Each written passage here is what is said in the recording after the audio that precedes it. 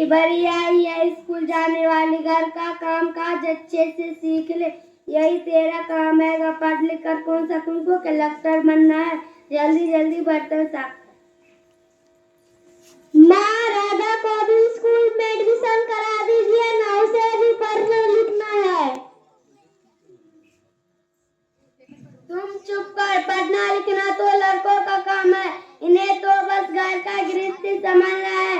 वैसे भी पढ़ाई लिखाई में खर्च से अच्छा है कि इनके शादी के लिए दहेज जमा कर ले।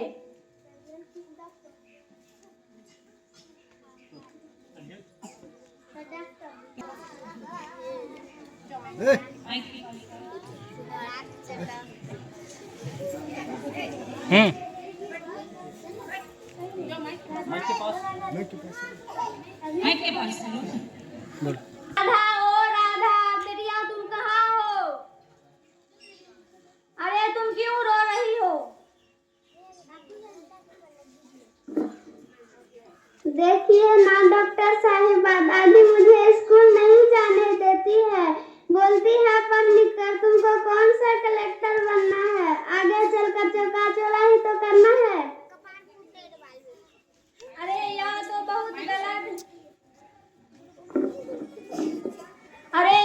बहुत गलत है माँ जी, क्यों आपको भी नहीं लगा कि हम बेटियां भी पढ़ लिख कर डॉक्टर बने, हमारा समाज बहुत आगे बढ़ गया है। माँ जी, हम लोग 21वीं सदी में जी रहे हैं, आप किन दुनिया की बात कर रही हो? मैं आज ही टीचर दीदी से बात कर राधा का एडमिशन स्कूल में करा दूंगी। और हाँ, मैं यहाँ इसलिए आई थी कि मुन्ना को पोलियो ड्रॉप दिया कि नहीं, जगह जगह उनके कैंप लगे हैं। अच्छा राधा, अब तुम रो नहीं, अब तुम जरूर स्कूल जाओगी और पढ़ लिख कर मैं डॉक्टर बनाऊंगी।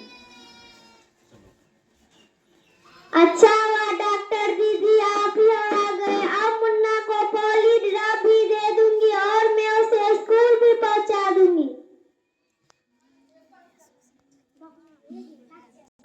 एक गिलास पानी लाना।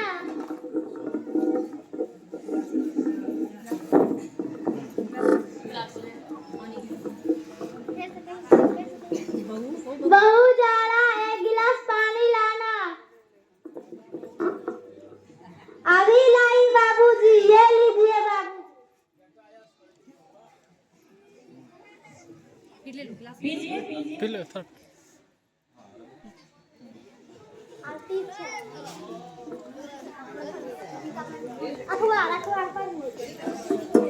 देखो अखबार में प्यारी बेटी के बारे में कितनी सुंदर कविता आई है। आओ मैं तुम्हें यह कविता पढ़कर सुनाता हूँ।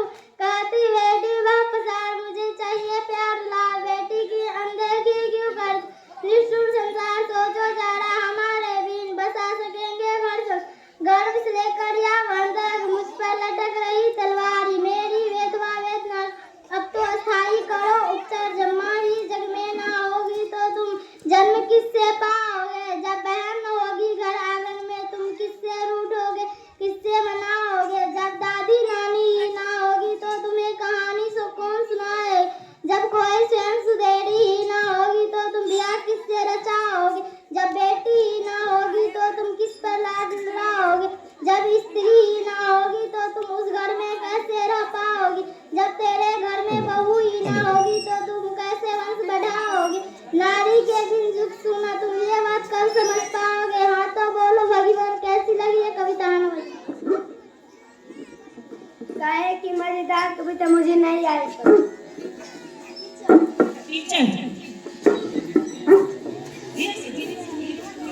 माइक सीधा करो, सीधा करो ना माइक। अरे कोई घर में है क्या? आइए आइए टीचर दीदी, मैं आपका इंतजार कर रहे थे।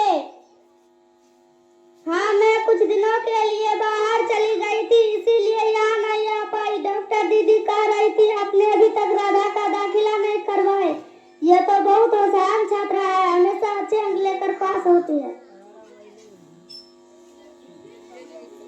हाँ, मैं तो यही चाहती हूँ कि राधा का स्कूल में एडमिशन करा दी। यहाँ तो मेरा बात सुनता कौन है? हाँ, खूब पढ़ाओ लड़की को, खूब बाहर भेजो, जब कुछ गलत गलत हो जाएगा समाज में हमारी कोई इज्जत भी नहीं रहेगी। मुन्ना को पढ़ाने के बारे में सोचो, वही तो बुढ़ापा का सहारा बनेगा। बेटियों तो ससुराल चली जाएगी। अरे माँ जी, आप तो कहाँ की बात कहाँ लेकर बैठ गई। राधा को 10वीं तक की पढ़ाई तो पूरी करने दीजिए, आगे की पढ़ाई के बारे में बाद में सोचेंगे।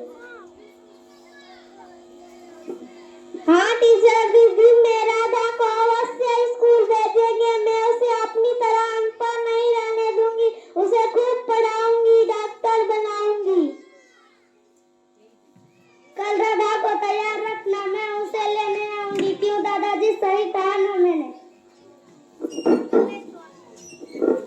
हाँ बेटा, मैं तो कब से कह रहा हूँ कि राधा को भी स्कूल भेजो।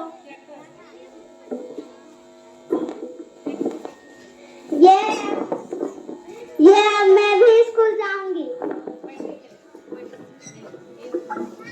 चलिए सभी कलाकार अब चले जाएंगे और इस नाटक का यहीं से समापन होता है। बहुत ही सुंदर नाटक था। बेटी पढ़ाओ बेटी बचाओ पर आधारित। जब तक हमारी बेटी पढ़ेगी नहीं तब तक हमारा समाज जो है सो आगे नहीं उठेगा। तो चलिए धन्यवाद।